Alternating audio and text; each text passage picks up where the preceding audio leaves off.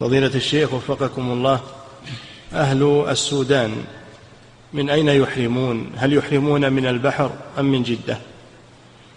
يحرمون من الجحفة، يحرمون من الجحفة لأنهم يجون حاذين للجحفة، إن جاءوا من الشمال هم حاذين للجحفة، يحرمون من البحر إذا حاذوا الجحفة. وإن جاءوا من الجنوب يحرمون من محاذاة السعدية يلملم المحاذاة. نعم. فضيلة الشيخ وفقكم الله، وإن جاءوا من السودان إلى جدة لم يحاذوا ميقاتا، مثل يقولون أهل سواكن من السودان وهي محاذيه الجدة من الغرب، واللي يجي منه ما يمر على مواقيت، هذا يحرم من جدة يقولون. نعم.